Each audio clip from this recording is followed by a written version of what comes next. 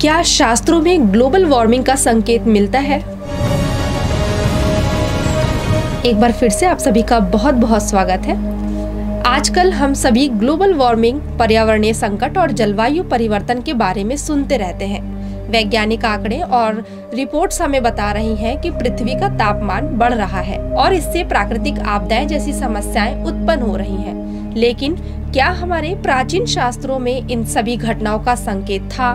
क्या हमारे ऋषियों ने भविष्य को लेकर ऐसी कोई भविष्यवाणी की थी जो आज के समय से मेल खाती हो? आज हम इन सभी सवालों पर विचार करेंगे और देखेंगे कि हमारे वेद, उपनिषद, महाभारत, रामायण और अन्य शास्त्रों में कहीं जलवायु परिवर्तन या ग्लोबल वार्मिंग की कोई झलक मिलती है या नहीं।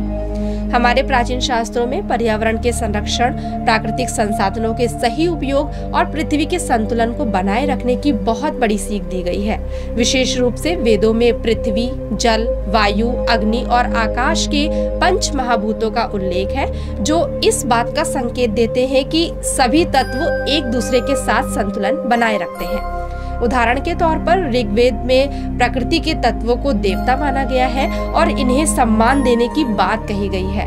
आज का ग्लोबल वार्मिंग और जलवायु परिवर्तन भी यही सिद्ध करता है, जहां इंसान ने प्रकृति के साथ असंतुलन स्थापित किया है।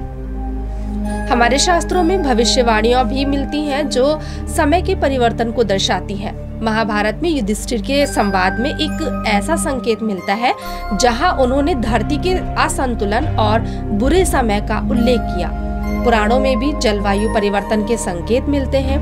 उदाहरण के लिए विष्णु पुराण में पृथ्वी की गति और उसके विभिन्न रूपों के बारे में उल्लेख किया गया है, जो जलवायु संकट के संकेत दे सकते हैं। शास्त्रों में जलवायु परिवर्तन को शाप, असंतुलन और मनुष्य के कर्मों का परिणाम माना गया है। शास्त्रों में यही कहा गया है कि जब मनुष्य अपनी सीमाओं को पार करता है तो पृथ्वी की प्राकृतिक व्यवस्थाएं गड़बड़ा जाती हैं। अगर हम आज के ग्लोबल वार्मिंग और पर्यावरण संकट को देखें तो यह ठीक वैसा ही प्रतीत होता है। मानवता के अत्यधिक शोषण और प्राकृतिक संसाधनों का आधुनिक उपयोग। तो दोस्तों, इस प्रकार यह कहा जा सकता है कि शास्त्रों में ग्लोबल वार्मिंग का स्पष्ट संकेत नहीं है, लेकिन जो दर्शन और सिद्धांत हैं वे आज के